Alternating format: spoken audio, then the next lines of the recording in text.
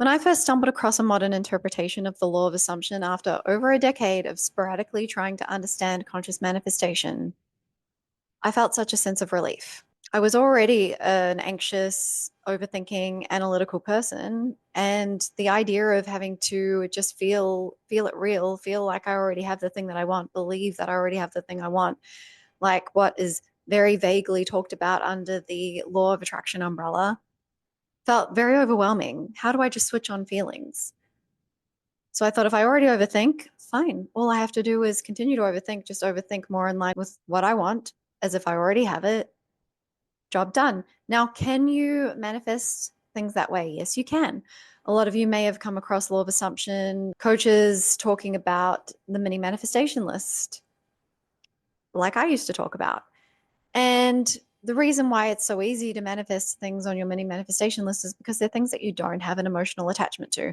So, can it be a great tool to build your faith in the idea of the law of assumption and that it's your um, thoughts that create? I don't even like saying that anymore because it puts so much pressure on the thoughts, and I'll go into that soon. But your subconscious belief systems ultimately are what manifest the things that you have an emotional attachment to, but your thoughts create. So I'm not against the mini manifestation list. I just think that unfortunately it then oversimplifies what it is like to manifest things that you have an emotional attachment to. So I do teach law of assumption here, but I also integrate that in with law of attraction now that I understand law of attraction a lot better and the part that the feelings piece plays in manifestation. It's your subconscious belief systems that manifest, right? So that is processed through here. But those memories, particularly when it comes to the limiting beliefs that are getting in the way of your manifestations, which is why you've come across manifestation, it's because you want to experience something you haven't been able to experience or sustainably experience in the past. Those feelings get stored as memories in your physiology, in your nervous system, and those reinforce the thoughts.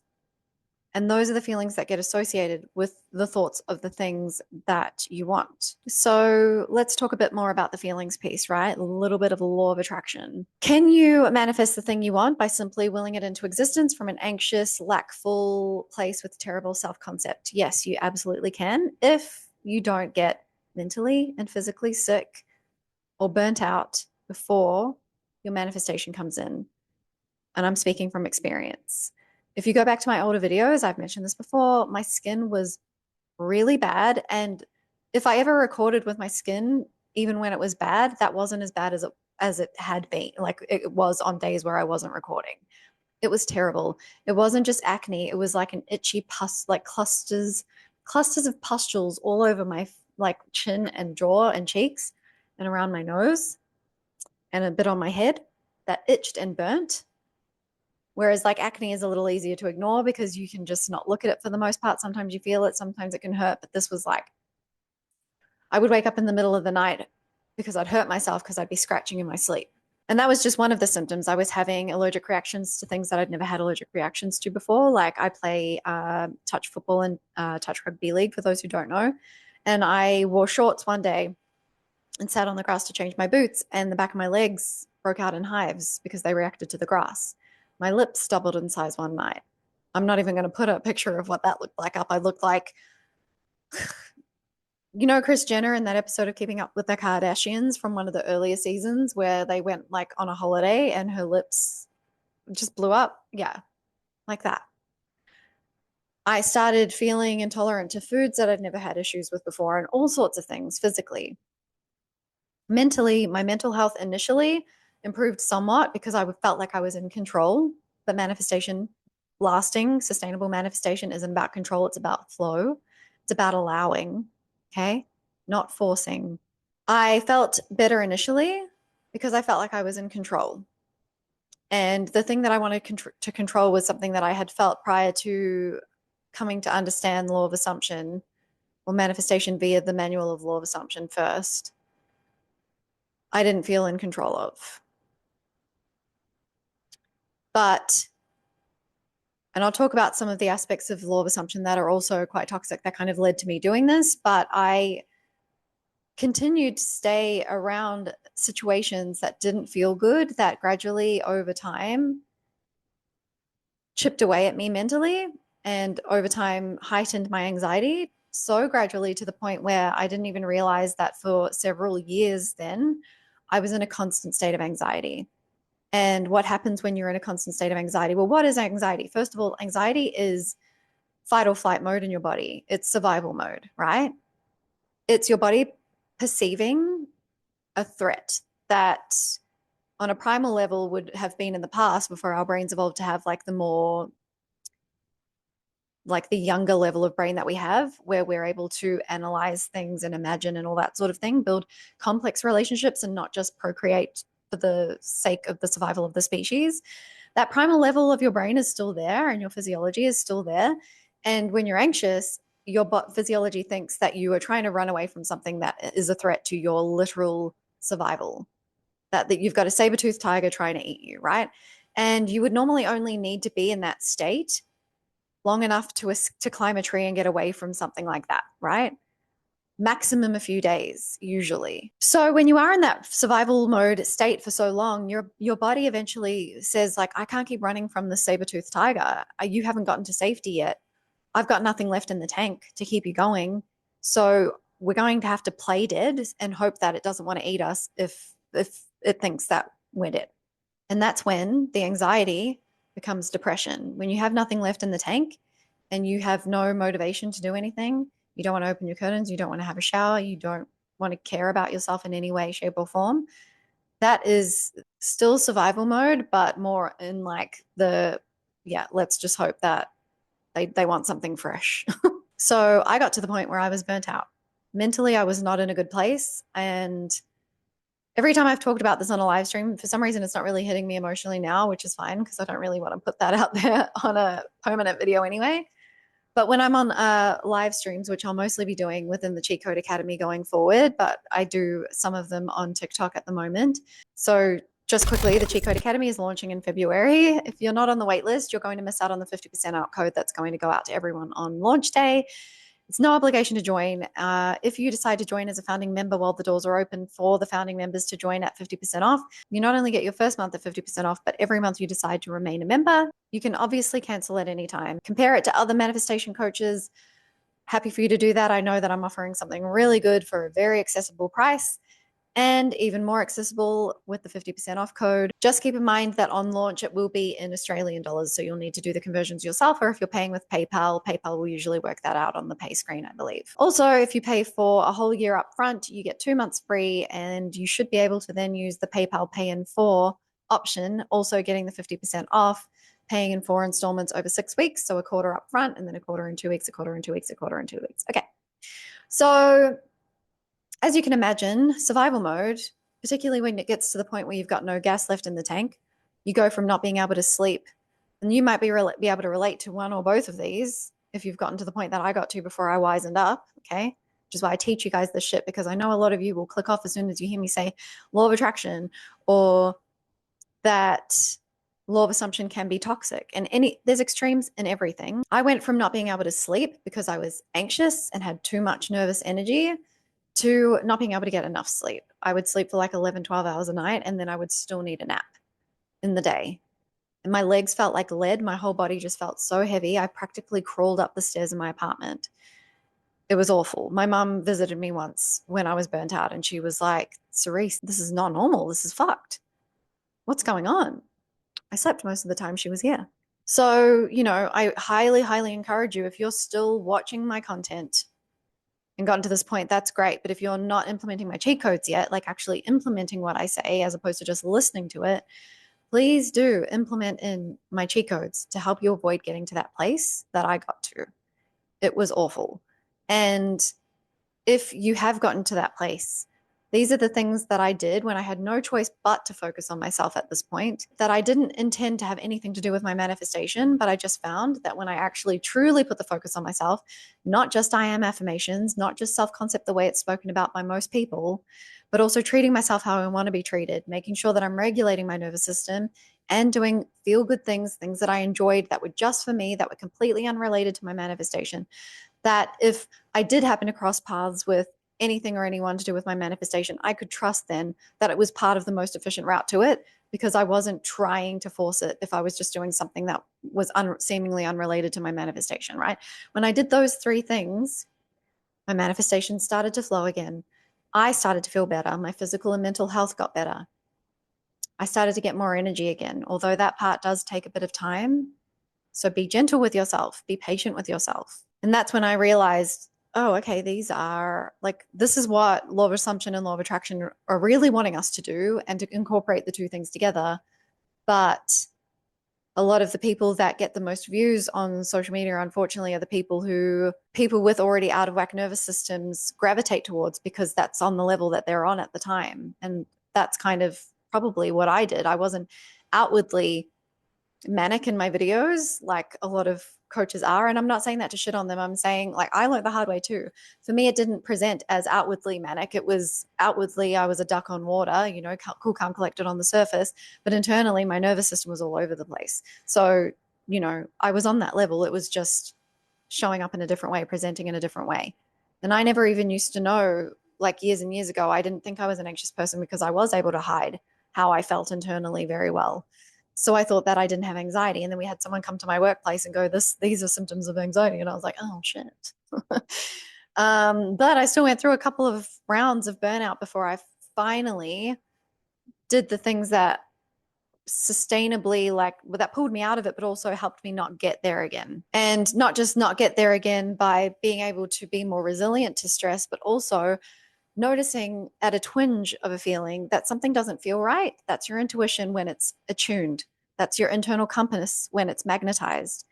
When your nervous system's out of whack, it's demagnetized. So when anxiety comes up, you don't feel it until it's too far gone, or until you're burnt out, or it feels familiar and you like it in a weird way. You're addicted to it because it's familiar. You don't like it necessarily because you know it doesn't feel good, but it's what you're familiar with. And to your body, like I said earlier, it all comes down to primal survival mode, really. What is familiar is what has kept you alive this long, as far as your primal physiology is concerned. So you need to train your physiology to know that the unfamiliar that you know is actually part of what makes you feel better and happy is safe to accept and to take on as a new belief system. I've got very minimal notes today, and I am just letting the waffle happen. As I always say, sometimes it's a bit more structured. Sometimes I waffle. I always trust that there's going to be things that land and help. Sometimes I have to go on a rant to really fucking drill it into you that you don't want to end up where I ended up before you learn, like I did. I learned, don't make me have had to learn the hard way so that you don't have to, for you to still just learn the hard way. So what I kind of learned is that the heavy emphasis on the thoughts piece, firstly, the cheat codes that I talk about that again help pull me out of that burnout, help make me feel better mentally and physically, started to reverse those physical symptoms that I was having, the rashes and things like that. What I also found is that I panicked a lot less about what I was thinking all the time, and that I was disbelieving less, because you don't have to believe that you already have something. You just have to not disbelieve that it's possible to keep the door ajar for it to flow in, right? And when opposing thoughts did come up, or when opposing feelings did come up, I was not as panicked about them. I was able to, instead of feeling like I had to fight them off, no, it's like this, no, it's like this, no, it's like this, I'm this, I'm this, I'm this, I'm this, I'm this.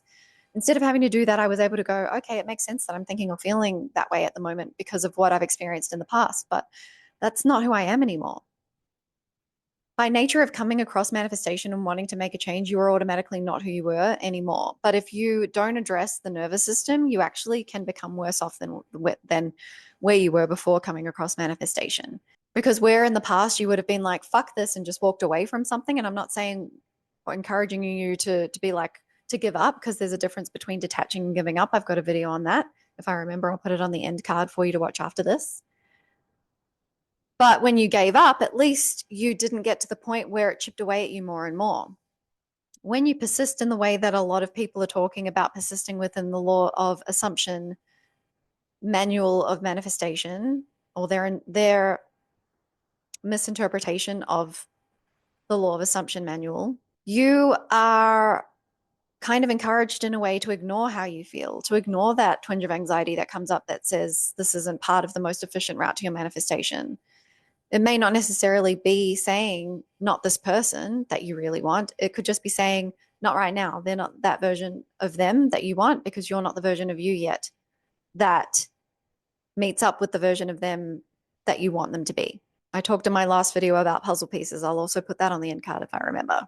So you're ignoring how you feel. You're suppressing your emotions instead of releasing them. And those emotions then just add more to that limiting belief that you've got already some anxiety and things like that, opposing feelings associated with, attached to within your physiology. It reinforces that.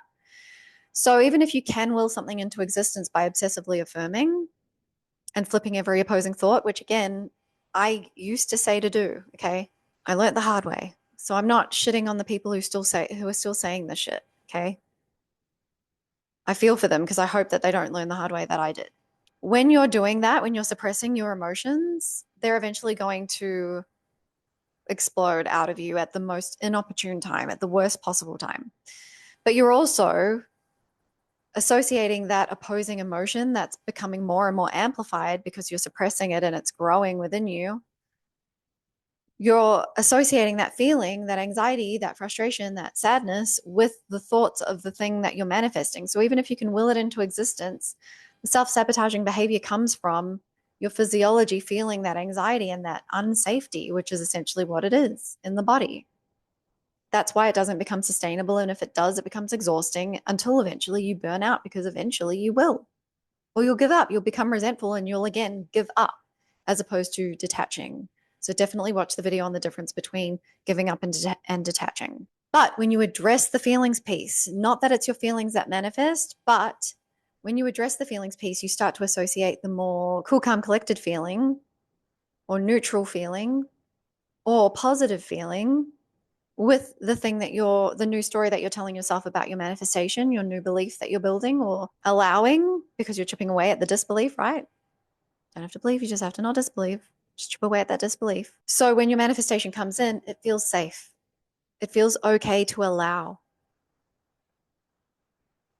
You're less likely to act from that irrational place. You'll be able to step back a little bit, even if you do feel a bit triggered, and be able to go, okay, this isn't as it seems, or this doesn't have to go the way it's gone in the past because I'm not going to react the way I used to. If you're out in public, you can do things like breath work or faster EFT tapping in a bathroom cubicle somewhere if you need to. Breath work can, sometimes be done pretty inconspicuously in a public place at a table surrounded by people if you absolutely need to. And what that is doing is reassuring your physiology. No, it's safe for me to let myself be loved. It's safe for me to let this person care for me and prioritize me and commit to me. Because sometimes that's what they were always doing, and you were just looking through the lens, the shit smeared lens that I talked about in the previous video. Or maybe the video that I'm posting after this. I'm not sure which one I'll post first. And if you're looking at someone loving you through a shit smeared lens, it's going to look shitty. And then you're going to react from that place. If they're still becoming the version of them that matches up with your new story and you react to them like the old version of you would have, that doesn't match up with the new story you're trying to tell yourself, then they're going to continue. You're keeping them in play. They're going to continue showing up as the version that you consider unfavorable. So again, whilst it's not your feelings that manifest, they do play a part. But let's go a little bit further. If your self-concept were that great, as great as a lot of you tell me, oh, Cerise, I'm 100% on top of my self-concept. So why isn't this happening? Why aren't they doing this? Why don't I have this yet? If your self-concept were that great, firstly, you wouldn't be asking those questions. You'd be like, I know who I am and I get to experience that. So that's how it is, whether I'm seeing it yet in the physical world or not. But if your self-concept were that great, if you were really giving yourself what you want to experience by appreciating the things that already show up in your world and the people that already show up in your world now in a favorable way, you wouldn't be looking for anyone else to give that to you. So you would still want what you want, but you wouldn't need it. You wouldn't feel like you're unsafe without it and then unsafe with it when it comes in because you're just willing it into existence with your anxious thoughts. You would also be choosing the path that feels the better way of doing things, the path that feels nicest to get you there. Why would you choose, if your self-concept is so great, to be anxiously affirming in the fucking fetal position, not entertaining the positive versions of people that already exist and the things that you could be enjoying in your life now. Why wouldn't you give those things to yourself now by choosing to experience them now, things that are already that way in the physical world now? If your self-concept was so good, you'd be choosing that path to your manifestation rather than the anxiety-ridden one that just further makes you feel worse about yourself. Just further leads you to partial manifestations, 1 or 2 steps forward and then 3 steps back, worse self-concept, worse anxiety than before you started manifesting. I had to tell my client on the weekend what persisting really meant, differentiate between, oh, what was it? One second. I make notes when I do my coaching with you just to make sure that I'm touching on all the points that I want to talk you through and guide you through. So the difference between, because she said she was very confused between all the information out there about the law of attraction and the law of assumption, which one do I follow? But also the concepts within both of those that can be quite confusing, like, oh, just be the version of you that already has it. Oh, okay, fucking how do I do that? Cheat codes. That's how. But also like the terminology, right? So she was like, law of attraction talks a lot about alignment. Law of assumption talks about persisting. Do they contradict each other? What do they mean? Blah, blah, blah. So alignment is just really allowing yourself to experience the things in your world that already exist favorably now, because that is what will, again, become bigger. What you're feeding with your awareness amplifies, grows, expands. And if you think of it like a bubble, right? The bubble over you, let's just say, like, picture yourself with a dome over you. And then the more you're feeding the things that already exist in that small dome that are favorable, that dome expands and it expands and it covers more land and it covers more people and it expands out into and starts to show up in the behaviors of those people and the things in your world, like money and things like that, if you're manifesting more tangible things. Yes. The same thing happens if where your focus is on what you don't want to be experiencing. So alignment is you want your manifestation because you think that it will give you a certain feeling.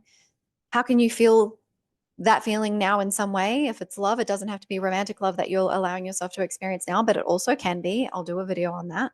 Let me know if you're interested in a video on having a second SP and how to go about that and the benefits of that. I'm going to do it anyway, but if you show me that you're interested in those videos, those will be the ones that I release sooner rather than later. Or even just a generally good feeling. You don't have to feel good to manifest, but it makes it so much easier to stay on top of your thoughts, and not in the sense, again, of flipping every opposing thought, but just being able to release them. Like, oh, that doesn't serve me anymore. I know that's your current thoughts and feelings. Let's simplify it. Your current thoughts and feelings are just telling you where your existing belief systems are at the moment, or on the scale where they're most heavily leaning at the moment. So you don't need to freak out about every thought and feeling that doesn't line up with what you think your manifestation will lead to you believing and feeling. Okay, you just need to be able to recognize, which again is only really going to be able to happen when you start to regulate your nervous system, that it's got nothing to do with you anymore. That's just part of your old story. And by nature of you making the change in your life, even just deciding that you get to have what you thought you couldn't have in the past, you are automatically not the version of you that you were in the past that couldn't have or hold on to that thing. And persisting is not about, again, obsessively opposing every opposing thought, flipping every opposing thought. Persisting is just having the knowing that because you're not the version of you that you were, you're remembering who the fuck you are, right? It's not about becoming someone new to get the thing, person, or situation, because that will always be just a mask that will yield fleeting results, unsustainable results, because that's not who you really are. That's physical world manipulation when you try to be who you think you have to be to get the thing, person, or situation. You're remembering who the fuck you actually are, which has always been allowed to have whatever you want. It's just that something or someone came along, or multiple things or people came along and created that dam of disbelief about what was possible for you, made you question, doubt, or forget who the fuck you are. So when you start to regulate yourself, when you start to have other things going on in your life that you enjoy, aka the feel good things cheat code, and when you start to treat yourself how you want to be treated instead of just I am this, I am that, I am loved, I am chosen, I am wanted, I am blah, blah, blah.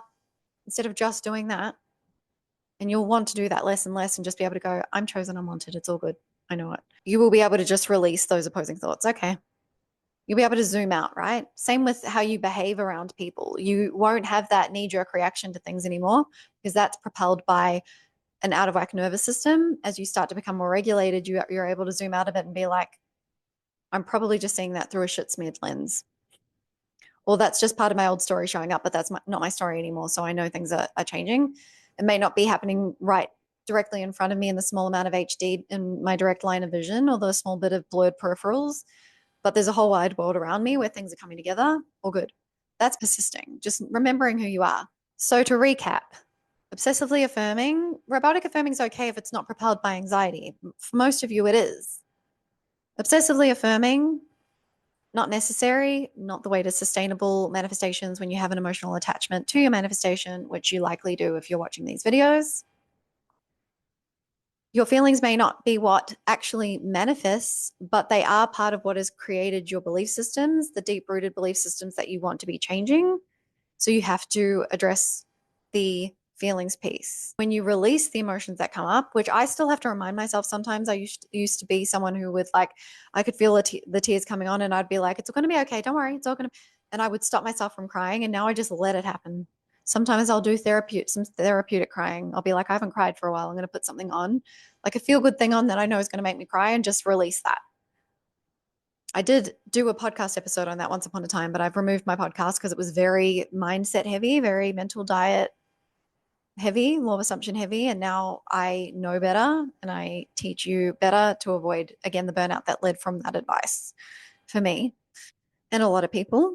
So when you release the water that's underneath, the feelings that are underneath that are keeping you in that negative feedback loop of the opposing thoughts, you'll automatically think less of them to have to counteract. But then also you don't feel like you actually have to counteract them in terms of like fighting them. You can just be like, oh, that's not me anymore. Makes sense that I'm thinking or feeling this right now, but that's not who I am anymore. So I know everything's still happening in my favor. And then what you're doing when you're regulating your nervous system and you're doing the feel good things cheat code. And also, like I said, they all work together synergistically. So also the self-concept cheat code, as in treating yourself how you want to be treated, not just the I am affirmations. You are then filling the cup with feel good things, with neutrality, with cool, calm collectedness that speaks safety to your physiology. And that's not to say you'll never feel anxious. It's not to say you'll never have, like I said, an opposing thought. That's also part of your survival instincts. The anxiety is there to steer you away from things that are either a true threat to your survival or to steer you away from what is not in line with your manifestation. But when you're dysregulated, you perceive things that may be part of the most efficient route to your manifestation as threats as well. And the opposing thoughts are just there because it used to be helpful for us to see the threats off in the distance when we didn't have four walls to protect us, right? And we had to be mindful of the fact that there were other animals out there, because we're animals too, other animals out there that might have wanted to eat us or whatever else, other species of early humans before Homo sapiens became like, the ones that took over. It benefited us to be able to notice those threats, but most of us don't live in situations where we really need to be on high alert like that. And the things that speak to our physiology as or get read by our physiology as threats are things like notifications going off all the time, having excessively instant access to information, which can be a benefit in a lot of ways, but also to our detriment in a lot of ways, because then it's tempting to see what people are up to all the time. And what they're up to all the time might not look like it's in line with you having what you want, but it often is, unless you're looking at it through that lens of fear and then behaving from that as well, from the thoughts that are coming from that lens that you're looking at life through. So obsessively thinking, even if it is in line, that's out. That is toxic. Stifling your feelings, that's out. That is toxic. Not worrying about what feels bad and putting yourself in situations that feel bad in favor of just affirming, that's out. That is toxic. Especially, like I said, when you're around things or people that are kicking up your anxiety, because eventually you run out of steam with the anxiety and it becomes depression. That's no bueno. And a bonus one, again, these are people who probably haven't, hit the wall that I hit, the pitfall that I hit yet. So I'm not shitting on them because I think eventually they'll come around to what I'm teaching if they're not already there, unless they have that fear that they're not going to get as many followers or make as much money if they don't just keep going along with the oversimplified law of assumption, strictly law of assumption side of things, ignoring the feelings and everything I've addressed here. I hope not. It really shits me when I see people getting sucked in by manifest a text message and things like that. And sometimes I'll put that as my hashtags on videos that talk about living from the end because I'm trying to encourage people, like I'm trying to draw people to my videos who keep like putting so much pressure on manifesting a text message to stop doing that, to do my cheat codes so they don't put so much pressure on the steps in the middle, right? Manifesting in steps and live from the end more because that's going to be ultimately what benefits them the most in many ways, like not just with their manifestation being more sustainable when it comes in and being the full manifestation, not just a text message and that being as far as they get, but the long-term, happy, healthy, committed relationship they're ultimately wanting. But also, they won't suffer mentally and physically like I did. The law of assumption, and I think manifestation, uh, TikToks and social media posts and things like that, videos on YouTube can all be very toxic as well. So I won't put this all on law of assumption. And I can also do a video on the toxic side of law of attraction if you'd like. But yeah, I definitely see more with people talking about law of assumption on social media being the ones who are like manifest a text message. Don't let people tell you that you can't manifest a text message. If that's what's going to make you happy, that's not what you want though. And they can help you like with their advice manifest a text message, but all that you're doing when you put a lot of weight on a text message, make that such a big deal in your mind, make that mean so much about you, is you're keeping that as your glass ceiling of where your worth lies, and you're worth more than that. I've talked about this in other videos. I think I've got a video called watch this when you're ready for more than a text message or something. I think I've already said I'm going to put two videos on the end card as well. So if I remember to, I'll put them in the description, but you'll be able to find them. Not only are you keeping that as your glass ceiling and like projecting out to your world that is as far as your worth goes as a text message or a story view. Like when people say they looked at my story, I used to get excited about things like this as well. I get it. But when you get regulated and everything, you start treating yourself how you want to be treated more naturally. And like you don't see someone viewing your story as like, oh, they like me again, I'm going to message them. You know what I mean? You're going to be like, well, when they come in to the level that I want, then I'll entertain that version. And they will, because I'm the version of me that gets that treatment from people. Full stop. That's who I'm deciding I am. But over time, that's also making your self concept worse, your anxiety worse. And therefore, it's going to even be harder and harder over time just to get that text message. In addition to that, a text message may seem like the logical link to your end goal with your specific person, but there are so many ways that you could cross paths with your specific person. You could bump into them out in the street, right? I've said this many times. Or at a social gathering that you didn't know they were going to be at because you weren't trying to investigate to see if they were there. And so instead of leading up to the event being anxious about seeing them, you were doing all the feel good things and the nervous system regulation work, the self concept work, treating yourself how you want to be treated, aka my manifestation cheat codes.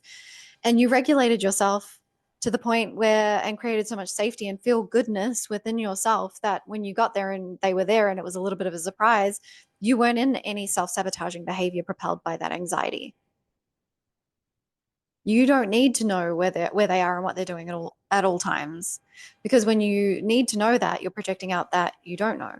When you are looking through the lens of fear and anxiety, you are going to see something that you don't want to see, whether it's what's actually happening or whether it's just what it seems like through a shit smeared lens. And something that could be part of the most efficient route to your manifestation automatically becomes not part of the most efficient route when you create a detour by reacting in a way that lines up with your old story, your disbelief, your fear, your anxiety.